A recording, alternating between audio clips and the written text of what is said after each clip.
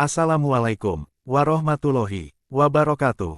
Kali ini saya akan sampaikan narasi lanjutan tentang bangsa jin dan manusia yang melengkapi narasi sebelumnya, sebagai bahan pencerahan dalam memahami peran dan fungsi kedua makhluk tersebut dalam menjalani proses kehidupan sosial di dunia.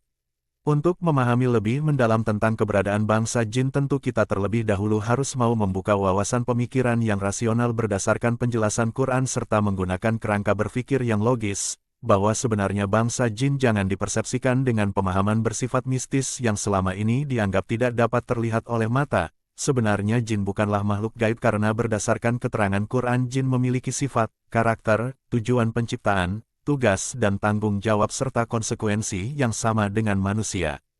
Cuma memang dijelaskan dalam Quran hanya beda sumber bahan baku penciptaannya, meskipun sebenarnya jenis bahan baku tersebut bersumber pada material yang ada di bumi, yaitu api untuk bahan baku bangsa jin dan tanah untuk bahan baku bangsa manusia.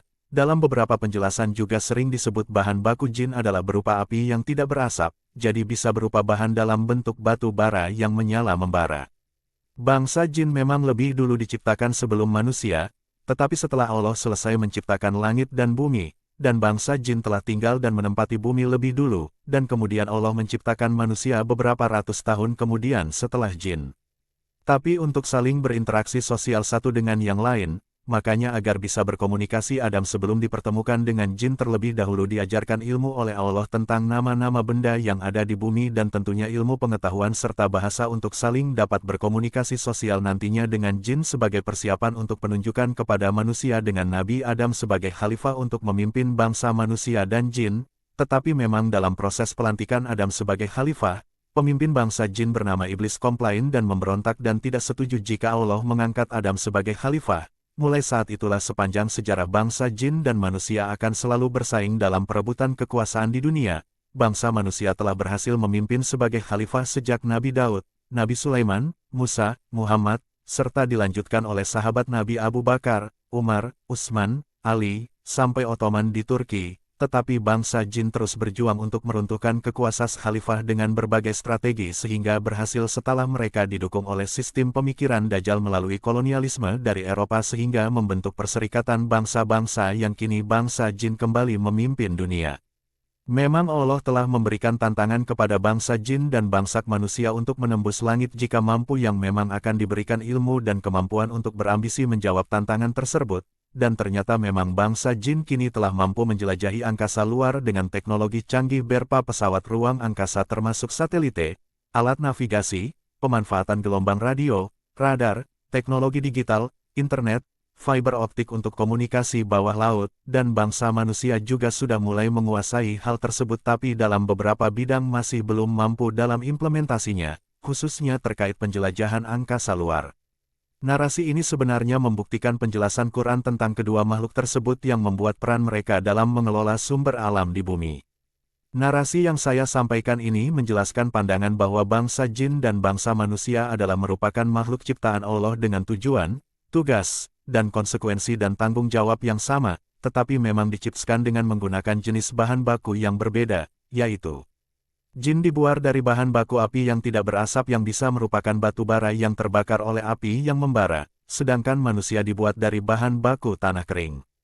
Bangsa jin lebih dahulu tinggal dan berkembang biak berada di bumi, sedangkan bangsa manusia berada dan tinggal serta berkembang di bumi beberapa ratus tahun kemudian.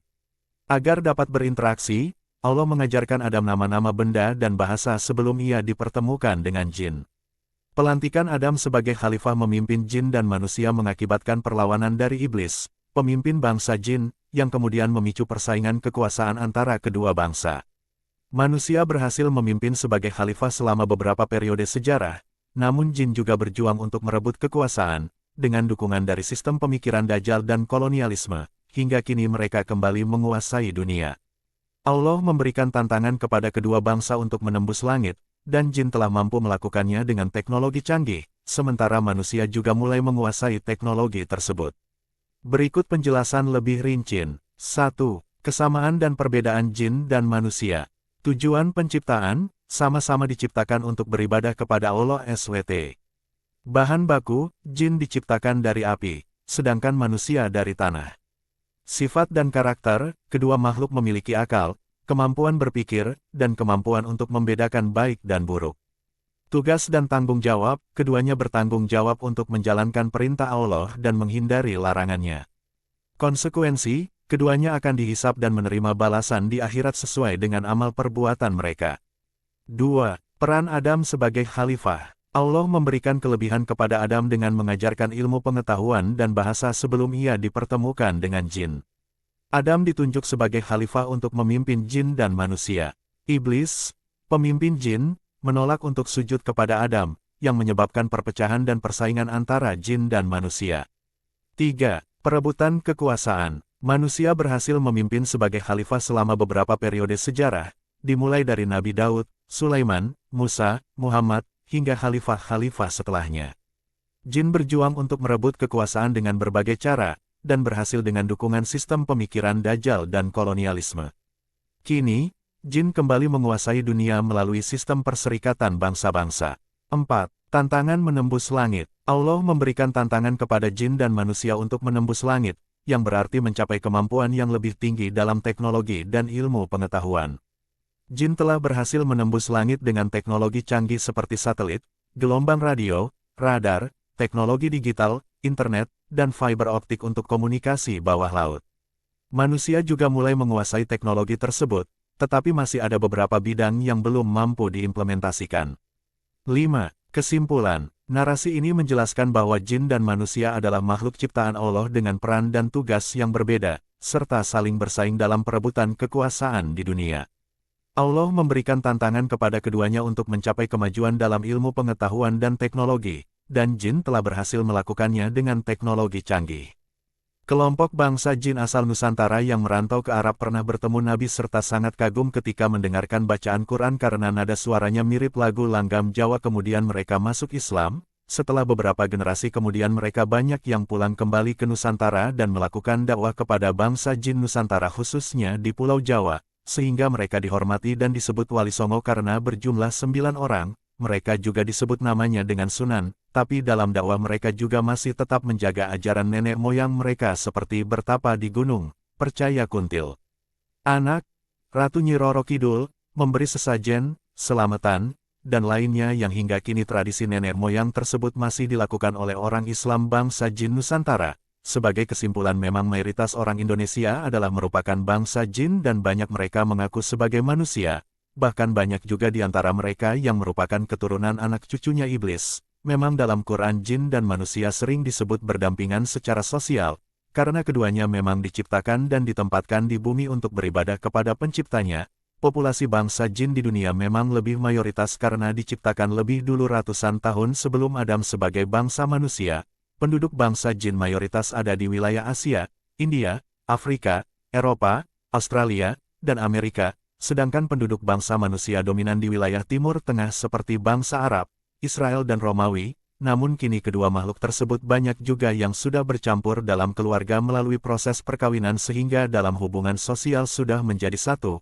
Memang bangsa jin dan manusia secara historis dan hingga hari kiamat akan selalu bertarung terutama dalam kekuasaan dan politik, yang terjadi dimulai ketika proses penunjukan Adam sebagai khalifah di bumi untuk memimpin jin dan manusia maka sekelompok bangsa jin dipimpin oleh iblis menolak dan memberontak. Hal ini akan terus berlanjut hingga hari kiamat. Dalam sejarah manusia telah berhasil jadi khalifah, dimulai sejak Nabi Daud, Sulaiman, Musa, Muhammad, yang kemudian dilanjutkan oleh sahabat Nabi yaitu Abu Bakar, Umar, Utsman, Ali, hingga Osman di Turki.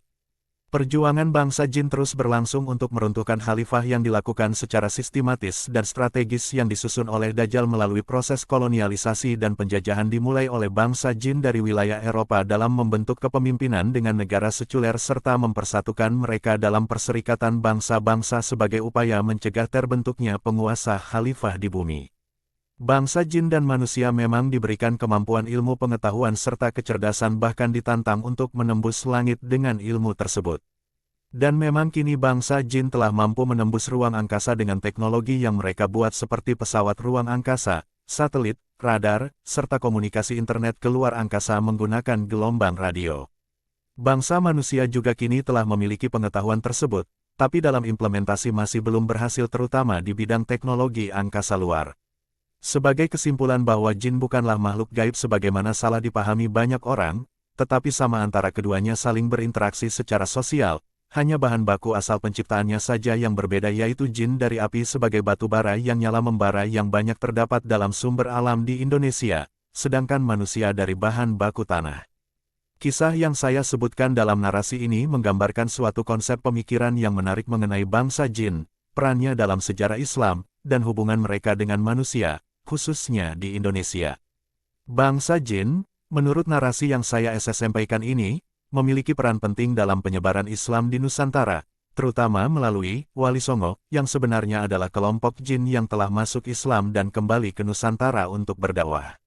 Elaborasi, bangsa jin dan Islam. Dalam narasi ini menyoroti bahwa bangsa jin juga memiliki sejarah panjang dengan Islam.